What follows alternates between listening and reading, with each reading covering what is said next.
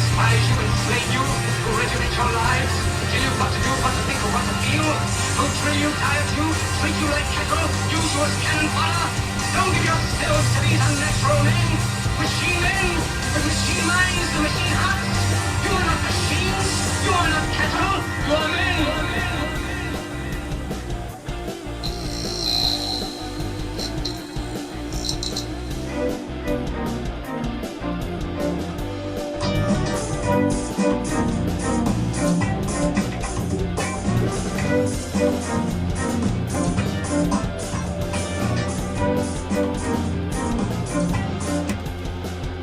Yes. Welcome to the Rock Worldwide Show here on WSHO Sunshine 800 AM.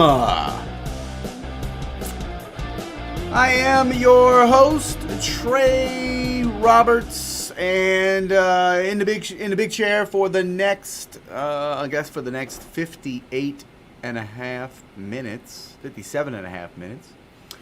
And I got a big program for you today. Today, if you want something to do, about an hour ago at Lafreniere Park, the Cystic Fibrosis Walk, the CF Walk, kicked off, and it'd be great if you wanted something to do, something free, something fun, something good for the family, good for the kids.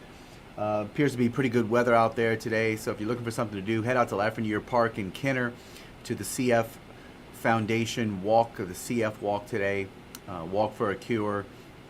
As many of you may know, my wife Stephanie has cystic fibrosis, and much of the money, the donations, the giving of people, the charitableness of people has basically allowed for a pipeline of drugs and therapies to really make a huge difference in the lives of people like Stephanie and those who have cystic fibrosis.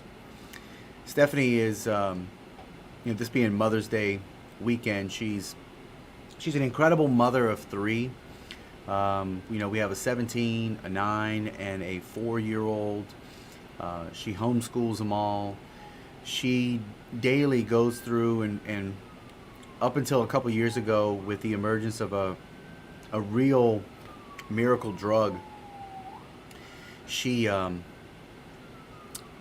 would do multiple breathing treatments, and she would do multiple airway clearance therapies.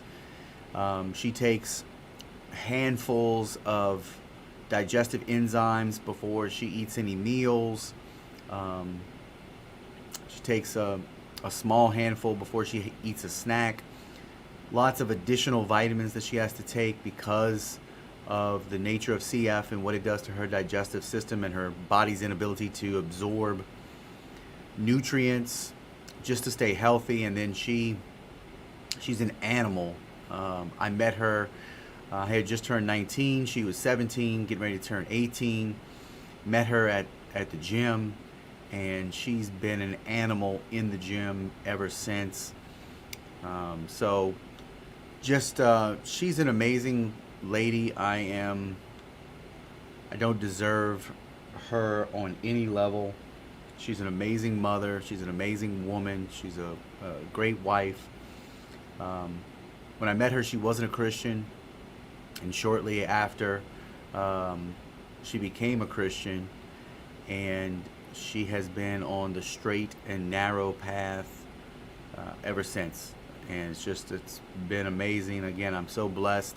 But if you go to my Facebook page or you go to my Twitter page, you'll see a link there if you'd be interested in donating. Anything would be accepted. She's got a goal to raise $2,000 this year for the Cystic Fibrosis Foundation. And of course, if you look up the CF Foundation, it's a organization where you can get some kind of tax exemption or some type of write-off for charitable giving because of it being a 501c3. So that's there available to you, and it's really she's really the fruit of people who have given, because she took care of herself and she lived long enough. Unfortunately, many people, when I met Stephanie almost 30 years ago, There were many people that were her age, teenagers, that had already lost their life to cystic fibrosis. In fact, her older sister also had cystic fibrosis, and her sister only lived to the age of 26. At 26 years old, Yvette passed away from complications of cystic fibrosis. She was on a double lung and liver transplant list at the time that she passed away. So there was a lot of living with pre-internet, a lack of information to the degree that we have today. And so being in our early 20s and really not knowing what CF was, there was a lot of misunderstandings of the quality of life and the potential for the longevity of her life. There are people that have gotten lung transplants, that have gone through the process to get a new set of lungs. Then years later, they go into rejection, have to go through another lung transplant process. There's just so many complications, and when you get a transplant, it sounds almost like, you know, you're getting a new lease on life, and in a way you are, but in some ways also you're simply trading old problems for the potentiality of new problems. And so the drugs that are in the pipeline, the research and development, and the push for a cure by the Cystic Fibrosis Foundation is definitely something that Stephanie has benefited from. Our children have benefited from. The fact that we have children has been a benefit. So I just want to put that out there today at Lafreniere Park. Later into the afternoon, into the evening, head on over to Lafreniere Park. You'll see signs there for the CF Foundation, and a lot of free food, a lot of fun. I think the walk kicked off at 10 o'clock. There was some people getting warmed up, and just the fact that a lot of these people who have difficulty breathing, Stephanie's not at that. In fact, her and I both worked out this morning at CrossFit together. And but there's a lot of people who just to walk around the track at Lafreniere Park for the cystic fibrosis walk is like a major accomplishment. And so the drugs that are coming, the drugs that are available, have really given a lot of people, especially a lot of parents, younger parents with young children, the difference between Stephanie and her sister in the early 1970s, when you got a diagnosis that your child had cystic fibrosis, is dramatically different than today. There is so much more hope. There is so much more hopefulness that is able, parents are able to latch on to. And one of the things that I love is seeing these young parents who have little bitty babies, like under 3 years old, and they have cystic fibrosis. And then these parents who look at their child and don't know what the future holds, know what the possibility of what CF can do to a person, and then they look at Stephanie, who's in her, you know, early to mid 40s with 3 children and very fit, and they look at that, and it's amazing to see. You can see that when they look at Stephanie and they meet her and they start to talk with her and they hear her story, that they are just filled, they are renewed with a hope.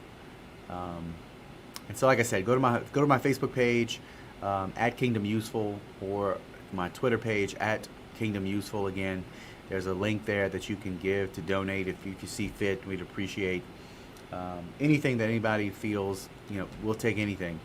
Like I said, I think she's just a couple $100 away from hitting her goal for fundraising for this year. She started a little bit late, but you know, it's Mother's Day weekend, and there's the availability to pitch in and help to possibly find a cure for cystic fibrosis. So just want to throw that out there and to kick off the show today.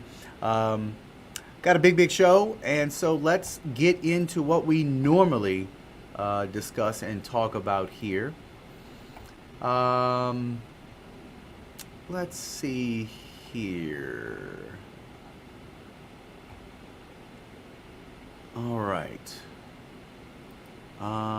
Where is my show prep? All right. This was an interesting week. Got a lot. I'm not going to spend as much time on individual stories, but we're going to hit the top. I mean, there was a lot of news that came out this week on so many different levels. So we'll start off with this. Inflation this week slows, but the Federal Reserve has now increased rates 10 times in a little over a year. And for 10 months in a row now, inflation has been slowing down, but rates keep rising. Now, look, I'm no economist, right? I did teach economics in high school, and I have to say that, but know that in my heart and mind, I'm completely an economist, okay? But I don't think this is good. I mean, it seems good, but it's not. Inflation's slowing while rates are rising. Remember, the Fed is going to raise the rates to be able to draw in money that has otherwise been pumped into the economy.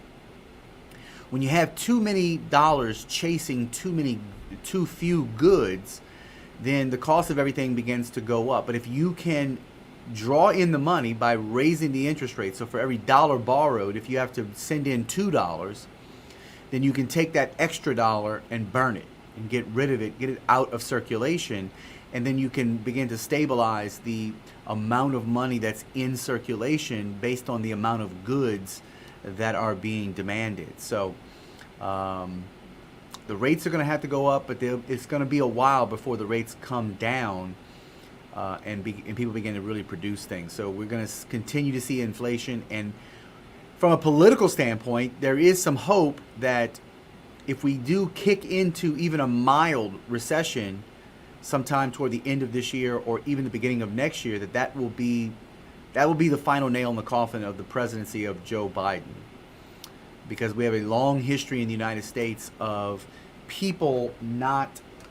presidents, not really being able to become reelected as a result of being a president while the economy is in the middle of a recession. And when you have people like RFK Jr. who have announced that he's currently polling at 20%, the last 3 presidents that had a primary challenger from their own party that polled those kind of numbers, the incumbent president lost. So there's a couple of portends there that if you're not a Joe Biden fan, as I'm not sure anybody who is a Joe Biden fan except for people who just don't like Trump, that's a portend to get excited about. Speaking of Trump, Trump was on CNN. Trump this is where Trump is genius at his best. Like, he knows that CNN is not going to be friendly to him, but he also knows that CNN is going to get a ratings boost. So they both are going to use each other. So he doesn't have to run out there and jump on Fox and basically preach to the choir. Yet, the people in his town hall are Republican primary voters, likely Republican primary voters. So while the nature of the town hall itself is going to be adversarial toward Trump by the CNN anchor, which it really was, CNN was basically oblivious to the fact that Republican voters are not concerned with this current civil award that was awarded to this woman, this crazy woman that claims that Trump digitally raped her in a lingerie store, who has a cat named Vagina. I mean, she's a really weird lady. Republican voters are not concerned about January 6th. They're not concerned with multiple impeachments. Like, they're just not concerned about those things. So this was CNN knowing that its viewers were going to tune in rather. And the beauty of it was Trump got to basically like hammer out all the things that CNN was putting against him. Now, again, it was a nice ratings boost for CNN, which they need Trump. So like, this is the catch-22. These mainstream media news organizations and outlets, they are going to use Trump, which is going to give Trump basically free marketing. And when you hear Trump speak, he's going to sound dramatically different, especially if it's a back and forth banter on issues. Like, he's going to sound so much more capable than Biden to potential Biden voters. And people who maybe voted for Biden thinking he was going to be some great uniter or some great moderate or something along that lines. But they're going to recognize, they have to be able to recognize the cognitive decline in someone like Joe Biden. So 3.3 million people tuned in to watch this town hall, which was, again, a great ratings boost for CNN considering no one's been watching. And we already talked about the free fall of viewership on Fox because of the Tucker Carlson situation.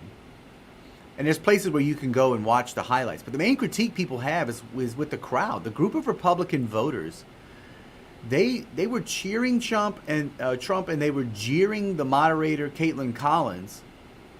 And look, you can think that everyone did a great job of playing their roles. Trump got in one of his old, but still alarming dings saying that Collins was a nasty person. And she really wasn't a good moderator or a good host, if you will, of this town hall. There were multiple times where you could see that her lack of experience, she just wouldn't move on from the point. You weren't going to get Trump to make news. And he had a good stunt of pulling out a sheet of paper from his jacket and reading his January 5th and January 6th tweets and his Truth Social truths to show that he had encouraged peace. And Collins, who wore a white suit and looked fabulous, is about to get the 9 p.m. anchor slot on CNN. So I feel like this was really more about Caitlin Collins showing that she's ready for Don Lemon's old job, which is, by the way, her former bully. So that's got to be somewhat satisfying for her. Now, remember, she was a part of the Daily Callers. I mean, she, outside of Tucker Carlson, she might have been the Daily Caller's most successful alum, but she's no conservative, she's no Republican by any stretch of the imagination. But like with politicians like Trump and anchors like these, Collins, like who really needs like the Bravo channel? So I know many of us are looking forward to an election season of Trump v. Collins or Trump v. Biden, but him lobbing increasingly bizarre insults at her as onlookers clap, her star and paycheck rising. The suits will only get brighter, and so will the teeth, and the soundstage will be more like the Coliseum each week. So Washington, D.C. is just a bleep show, but some people think it's a beautiful place. It looks like Elon Musk, Tucker Carlson, and possibly Don Lemon are going to relaunch their shows, but they're going to do it directly onto Twitter. Elon Musk says that the company didn't strike any kind of deal with the conservative firebrand, and then invited Don Lemon to create a show on Twitter too. Now it's interesting. It's an interesting idea, especially as Musk weaves payments into Twitter. Why can't premium TV play right on the platform? An idea that Don Lemon and Tucker, why don't they do a show together? I mean, genuinely, like I think a lot of people would pay a lot of money to watch them fight every night, like Hannity and Combs, on acid. In other notes, it seems to have tapped NBC Universal's Linda Yaccarino to be the new CEO of Twitter. So he's going to drop back into the development side of the app and the forming of new ideas to make the platform better. And he's going to let Linda, the former, I think she was a talent president or something at NBC Universal, but she is going to be the new CEO of Twitter. Now, this year is on pace to be the worst ever for mass shootings. It's a kind of a grim new milestone, especially for those of us who are very Second Amendment friendly people. The stories of these mass shootings are getting so common that I'm not going to say that this is the first time. I do find myself, if I go to a movie theater, I am packing. I have a gun with me. I'm concealed carrying when I go to a movie theater, especially with my kids. And more so when I'm in crowded places or it's late at night and I'm going through the city of New Orleans. Because I don't know how we necessarily escape from this situation right now. I mean, the Cheesecake Factory seems dangerous right now. And to be honest with you, I agree with Megyn Kelly I'm truly sick of the left-right battle here.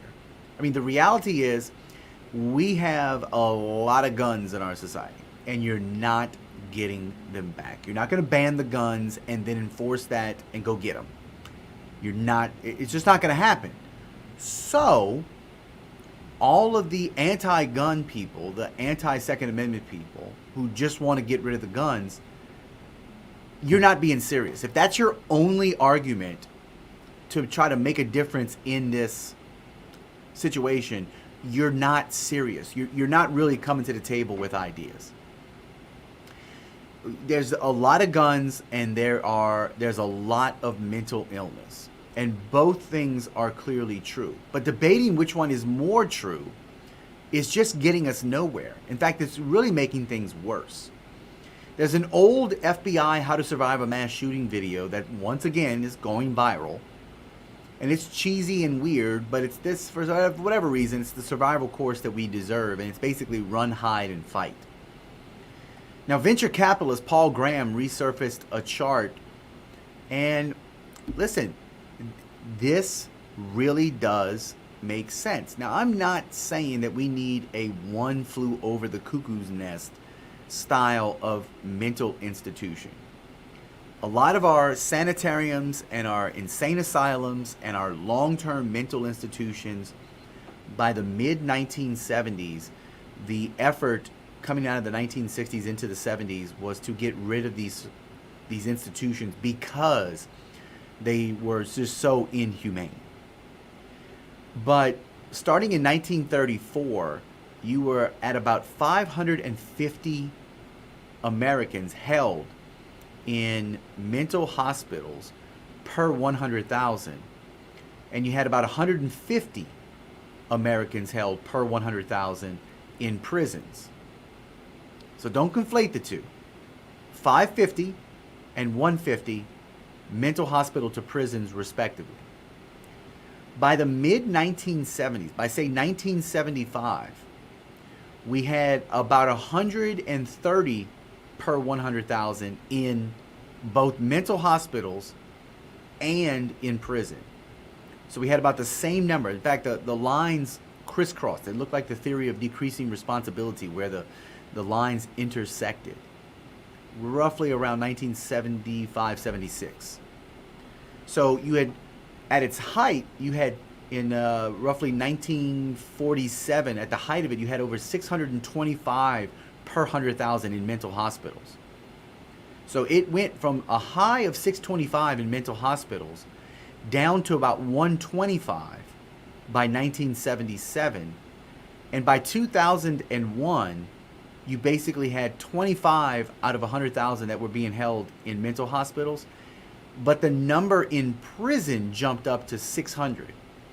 So we still had a huge group of people that were being incarcerated or held institutionally, but now pretty much all of them were now being held in the prison system, and the prison system is just not able to handle the mental health aspects that a lot of these people need when they commit crimes, and they're not getting the mental health that they need before they actually enter the prison system.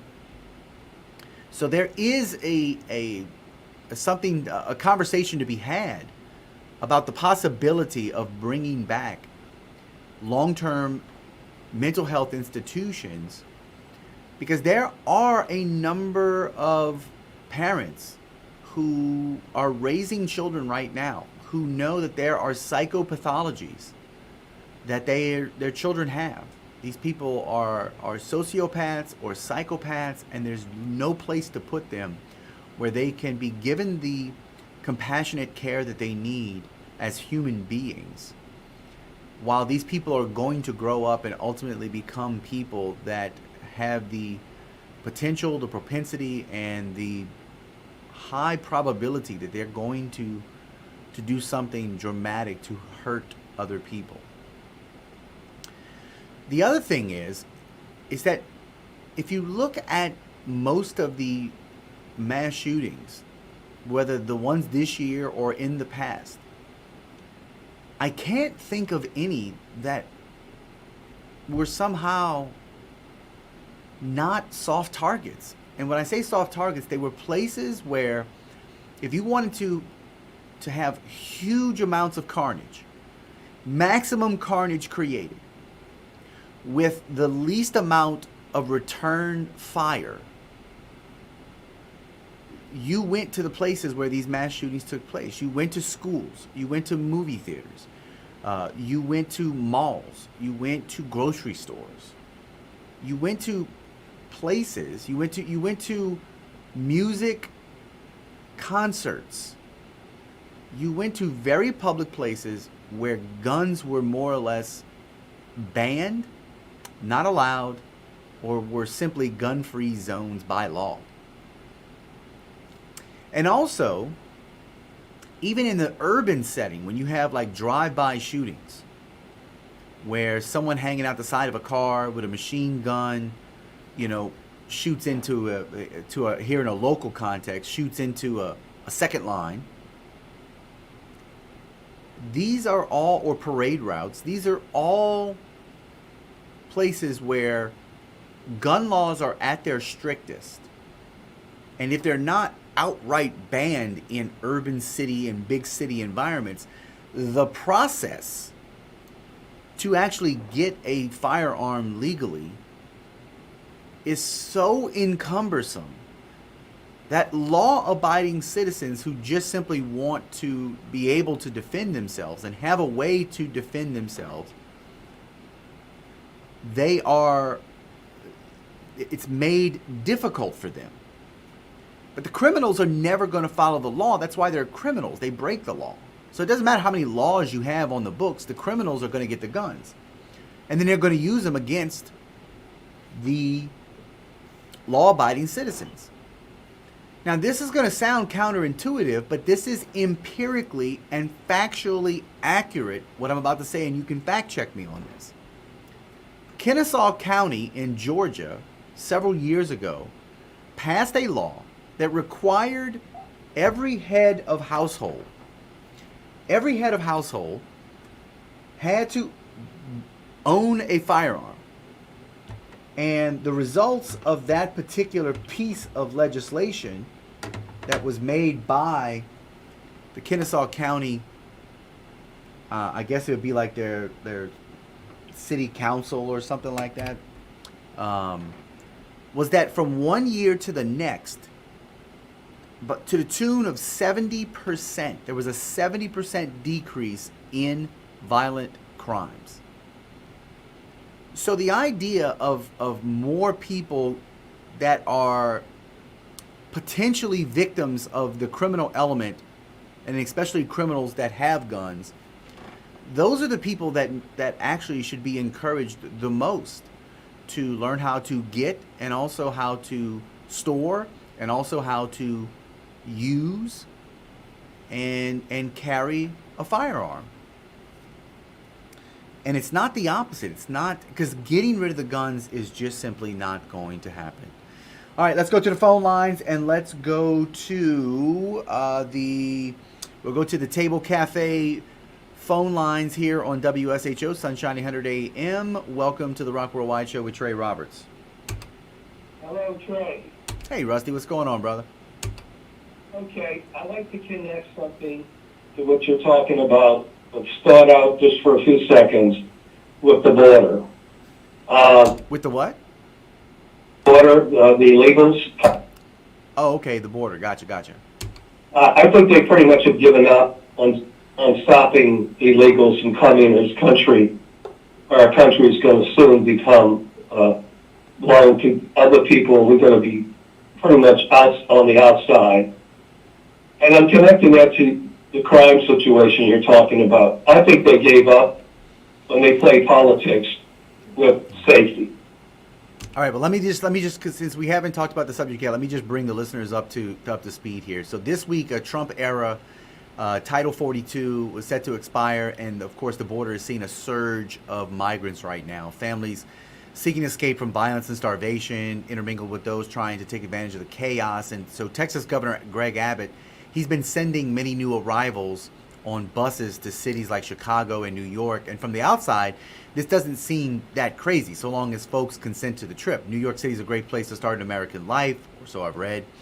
And so these cities have made it clear that they're very pro-immigration, even identifying themselves as sanctuary cities, meaning migrants are welcome. But in reality, the sanctuary city mayors are furious about migrants actually arriving for actual sanctuary, because the quote-unquote in this house placards, they're just obviously decorative. People like Mayor Adams, he's actually planning to bus the migrants as well, sending them to nearby suburbs.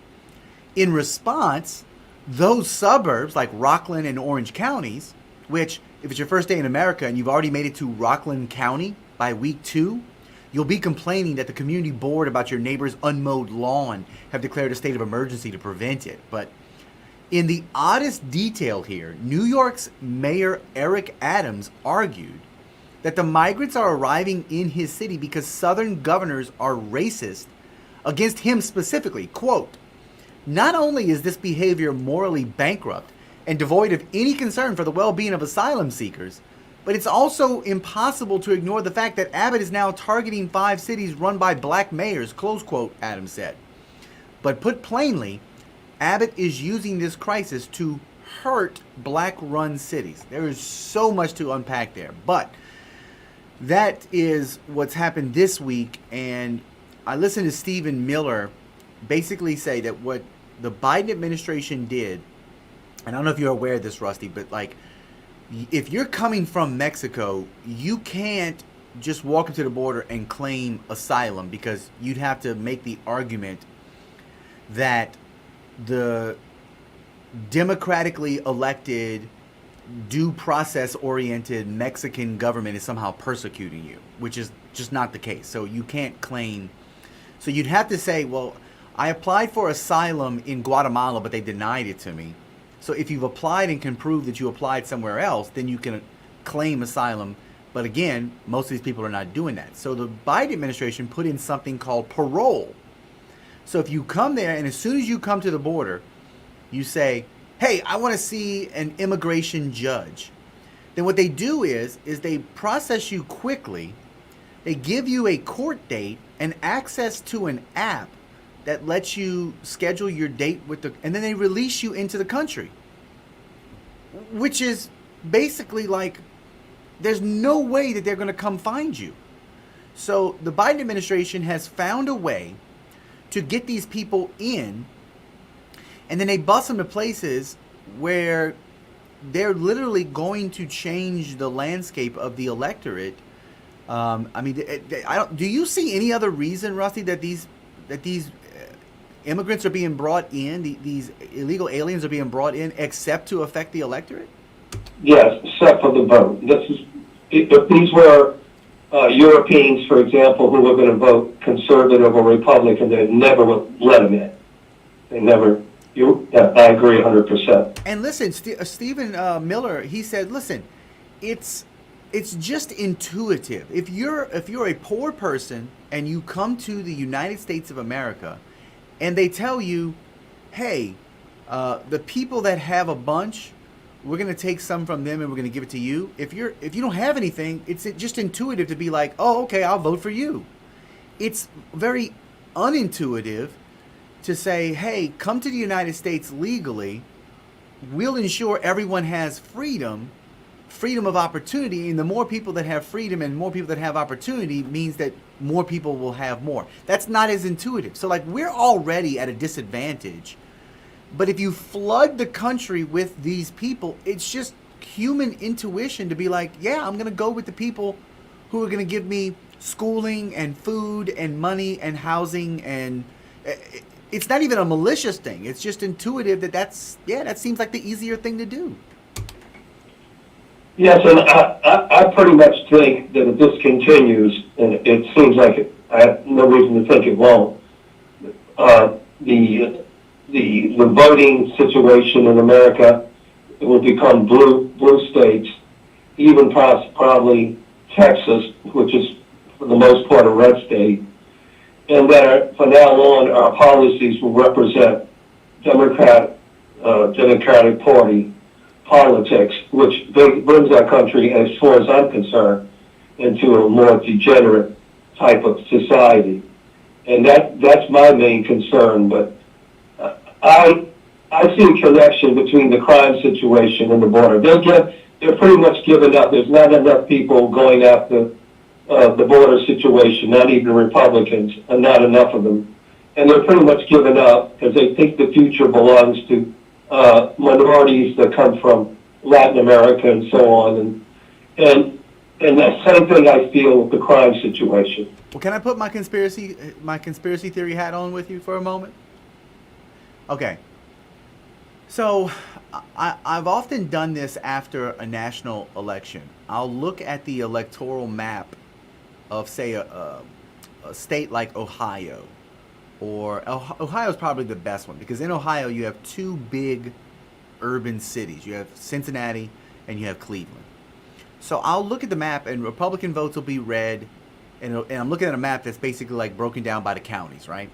And I'll see the entire state of Ohio will be just beat red, except for these two little blue dots where you have the city of Cleveland and the city of Cincinnati proper, and then you have a couple of surrounding counties around that particular county. And like, if that state went for the Democratic candidate, usually more of those little counties surrounding the cities went blue as well, because the population density in these states is so much that even if the rest of the state goes and votes Republican, they don't have enough numbers compared to the population density in just these smaller areas, okay? The left has, in my opinion, and this is all conspiracy theory, I know it sounds, but just go with me on this. They have so successfully carried on the legacy of Margaret Sanger, and the black replacement birth rate is so low because of abortion that they basically have the black vote and the black underclass in most of our major urban city areas so isolated and siloed from the rest of the state that like they can't grow it anymore, because like they're not having enough children. They've pushed abortion and crime and gang violence and just death in that community, just obliterated it, right?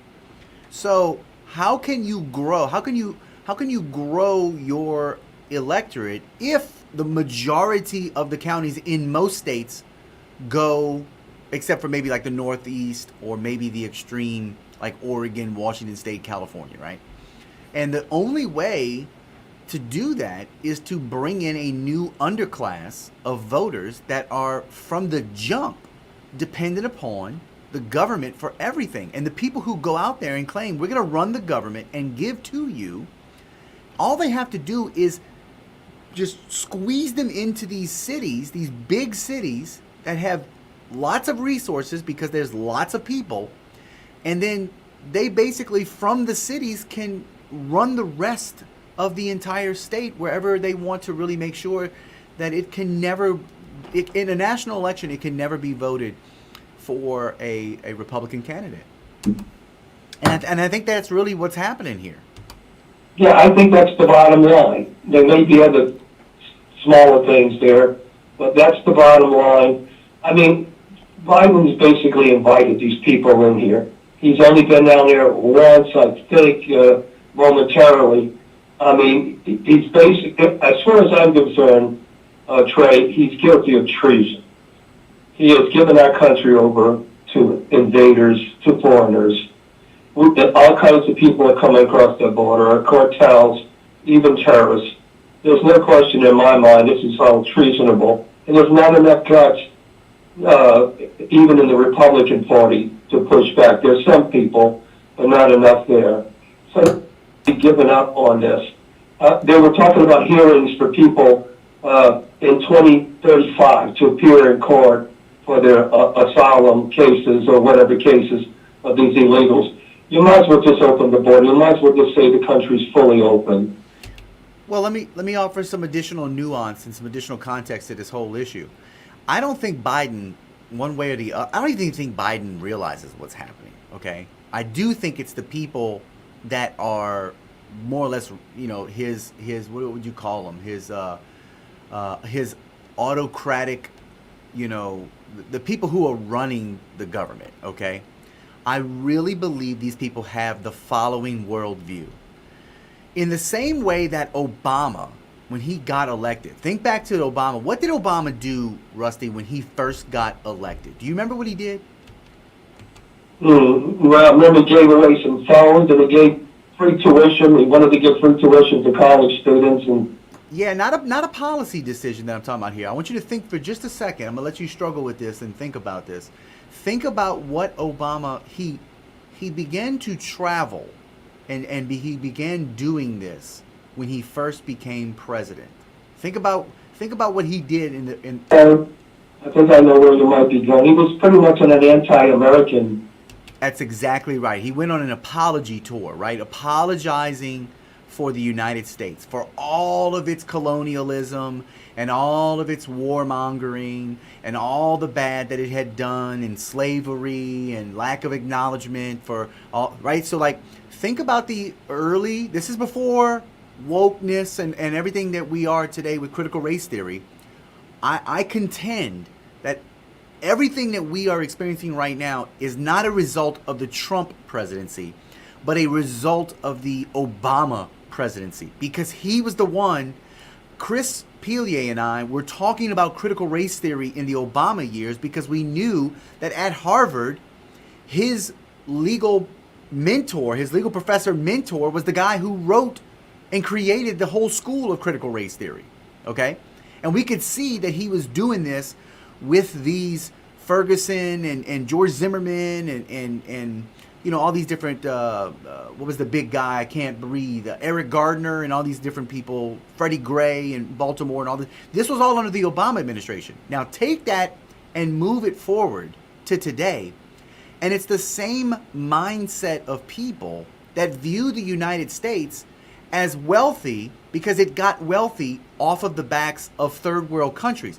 We basically went and colonized all these other places, took their resources, and became wealthy. So this is what you're seeing right now. This is the worldview of people who want reparations. So if we can't just write checks and send money to people in third world countries, we'll just open the borders up to the country, invite all of these third world people, and feel like what we're doing is we're giving them access to a transfer of wealth to the tune of billions and trillions of dollars, therefore atoning for the worldview belief system that America has been not a nation of good, but this nation that has done harm, and somehow or another these are ways that we can give reparations to people who have otherwise been disenfranchised, and they wouldn't be third world and poor if it wouldn't be for the greedy United States that built itself up into this world superpower that continues to oppress people. So this is reparations on steroids, but this is reparations without having to call it reparations, and just open the borders and basically say, if you're from a place that has been, otherwise your country is poor, it's been mismanaged, it's been run poorly, it's at some point or time been an enemy of the United States, come into the United States and come get for you and your family. Because watch this, a woman comes into the United States, she's got 2 years before she has to technically go see this immigration judge under this new parole program that the Biden administration has put down. Well, in that 2 years, what if she marries an American? Well, now she can change her status. So she can come to the country. She's completely illegal. She has to go see an immigration judge, but she's got 2 years by which to do it. But in that time, if she either has a child, which, by the way, if she has a child now in the United States, that child is immediately giving full citizenship rights. So that child becomes an anchor baby. And she can then change her status if she finds a spouse or an employer who's willing to sponsor her. So now she goes from being an illegal who needs to see an immigration judge that possibly would face deportation to now she can get a green card from an employer, or now she's a potential citizen because she married an American. And then because she gets that status, she can then reach back to wherever she came from And she can invite family members to now come in, and they get 2, 3, 4, 5 other people that can come into the country just simply because she has now changed her status. It's all just a way to get the conveyor belt moving toward new citizenship, new IDs, new voter registrations, and the reparation mindset. This podcast, if you get a chance, go to the Megyn Kelly podcast where she interviews Stephen Miller, who was Trump's immigration czar, if you will, and he explains the situation at the border better than anybody that I've ever heard, in a way that I was able to listen to it one time and kind of share this information with you now. It made so much sense about what's going on. It's clear to me they think the future belongs, I hate to use this word, but it's no other way I can say it, to minorities, and particularly people of South America and black people. Yeah, to non-whites, to basically non-whites. And whites. They think that even the LGBT, they think that the future, everyone's going to be bisexual. So, yeah, which, look, Rusty, you and I both don't care, like, so when you and I, here's the weird thing. When you and I bring up, and Rusty, I'm assuming you're a white guy. So when you and I, two white guys, bring up that they want a future that isn't where white people are the majority of the population, like, we're not saying that with any amount of trepidation. Like, I don't get any benefits. You don't get any benefits because 60% of the population right now has the same basic melanin percentage that we have. Like, that doesn't mean anything to us. We're bringing it up because we're accused of being scared of, like, quote unquote replacement theory. These people are openly saying we're bringing in black and brown people to replace the population, and they're like, yay, the future is going to be non-white people. Like, they're the ones who are talking about replacement theory, not us. yes. Well, if you don't mind, I'd like to connect this with the crime situation, because I think it's not a mental health situation. It's a political situation, just like the one at the border. They don't want to clamp down on crime because most of the crime, the vast majority, is done by African Americans. I don't think it's a mental health, I mean, there may be mental health components to this, no question. But I think it's the same thing like the border. They don't want to stop it. If those were white people crossing the border who might potentially, or even Hispanic people who might be voting conservative, they would stop it. But it's politics. And they don't, and basically these people, as far as I'm concerned, are benefit Arnolds in my mind. They've sold out our country. And it's a spiritual problem. It's a spiritual problem in the country that is at the root of this, because they want power and they want money and they want influence, and that's what's happening here. And they even allow people in our inner cities to die routinely every day because of politics, not because of the principle. They're not concerned with human life. It goes over, and I think basically they're doing the same thing with the border. And again, I guess I just feel like, as of yesterday, it's the step toward people, of white people. Not that being white makes you good in the least, but being on the outside, where now the future belongs to people, and they want that to be understood. And there's not enough courage, principle, or honor amongst the politicians to stop either the crime or what's happening at the border. So I guess I just feel like this is a sad day. I'm not concerned about being a minority. As far as I'm concerned, most of my life I've been generally a minority. That's not an issue for me personally. It's the idea that they would sell out their country. And one more thought, I'll let it go. Because all the benefits they're going to give these people coming across the border, other people are going to suffer who are residents here, citizens here, for generations, or many years anyway. They're going to lose out on the Medicaid. They're going to lose out on this because they're dividing the spoil with people who are just coming across the border. So our own citizens are going to hurt. And like it says in the Bible, he that don't care for his own is worse than an infidel. And I think that includes your own country, too. If you obliterate the middle class, like, one of the things that is necessary to have a and I'm speaking politically, to have a conservative majority in the country, you have to have a robust and an open middle class. And I hate when I speak in classes because America should not be a country that has any classes. It should be basically, you find the equilibrium economically and financially that you so choose, because that's what America affords the opportunity to be. But when you have a more less of a robust middle class and more of the haves and the have-nots, when the middle class is dropping into the lower class and the lower class is increasing due to third world illegal immigration, you just have you have a classic Marxist scenario in the future of a bourgeoisie and a proletariat, and it's easy to rile them up. It's easy to get them activated and motivated to protest and to create mob violence and to create faux outrage amongst the people and to rise up in a classic dialectical situation that like people like Marx and Engels said would work, and all of the community organizers of the 60s said would work, and they wouldn't continue to do it if it didn't work. And so, like, I'm not like you. I'm not worried about whether people who look like me are a majority or a minority. Like, those kind of things are not important to us. I can say that with the utmost confidence and authenticity in that statement. Like, no one should really, and especially if you're a Christian, no one should want to be necessarily a majority versus a minority in the sense of like the power that it gives you.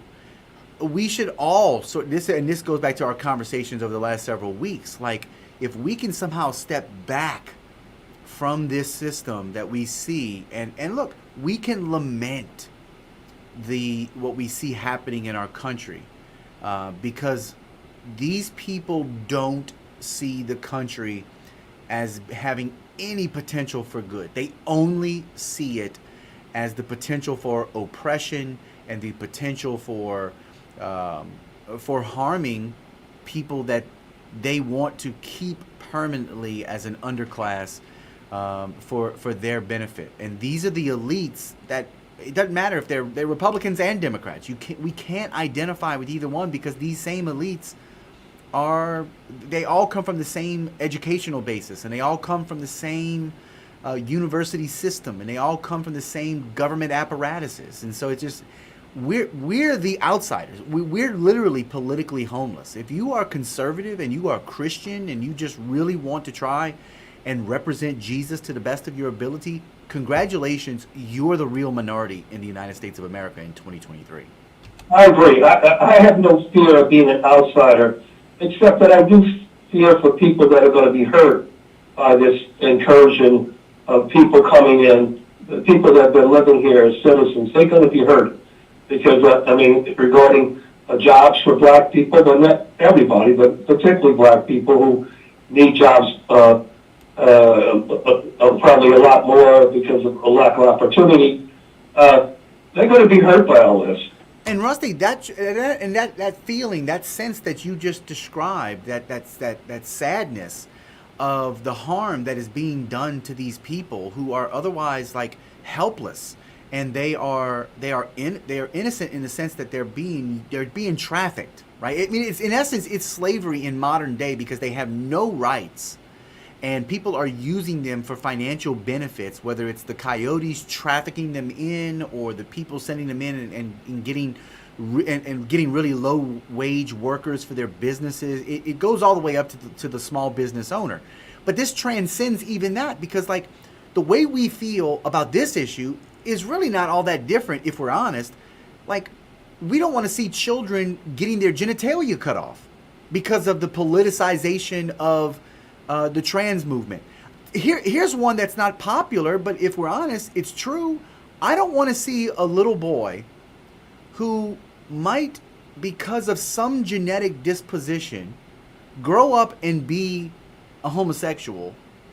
I don't want him to have his genitalia cut off and for him to be puberty blocked into being a little girl because the parents have, the mother of this child has a personality or a mood disorder, and she then turns around and can't imagine her little boy growing up to be a homosexual man, so she'd rather mutilate him and try to raise him to be a straight woman. Like, that's abuse.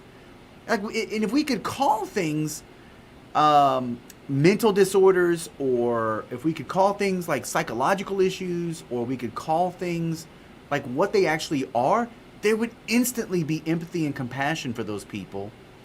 And we're the ones that are maligned because we're anti-homo and we're anti-trans and transphobic and homophobic and all this other stuff. But in actuality, like, we're just for the dignity of human beings. Every human being is the imago Dei, is created in the image of God. Therefore, there are brothers and sisters, whether they know it or not. They might be trapped in darkness, but it's the grace of God, it's the love of God, and it's the cross of Jesus Christ that can transform them from the kingdom of darkness into the kingdom of light. And we can't other these people, and we're the ones who actually have the compassion for these people, and yet we're maligned as the ones that are lacking in any sort of compassion because we're not on board with all of this politicization of these people groups. It seems to me the God component, if I can say it that way, I don't like saying it that way, well, it's missing. That God some kind of made a mistake, and he made you or I or some person a boy or girl. Once you take that out of the way, that some kind of way that God has nothing to do with this, and he didn't make a mistake, or, once you take that out of the way and you think you have the right to mutilate your child, and there's no conscience toward God about doing this, this is why this deluge of degeneration in my mind is going, because there's no conscience toward God, and they just think they're God. And so I guess I feel like, again, we're in a situation here where crime and everything else comes back to the idea, are we going to acknowledge a God, or we're not going to acknowledge a God? I'm not saying that's all the aspects of political and social things to look at, but it seems to me the root of all of things that are happening in this country particularly is that there's no acknowledgement of God. Rusty, I gotta run. We're at the end of the show. I appreciate you calling, my brother, and we'll talk again next week. Have a good one. Yeah, we're coming to a close here, folks, so I want to just end on this. Michael in the chat room talked about the FBI refusing to give Congress the information about President Biden and his family taking bribes. That was a big story this week. DeSantis might not run for president because he's just seemingly not able to connect with voters right now. So there's a lot to unpack with that. So yeah, there's a lot going on for sure. So we'll see how things go over the next couple of days and weeks, and we'll get back to the news next week. Remember to oppose progressivism wherever it rears its ugly head and illuminate the light of truth. Thank you for Rusty calling, and thank you for listening today to the Rock Worldwide Show. We'll see you next week.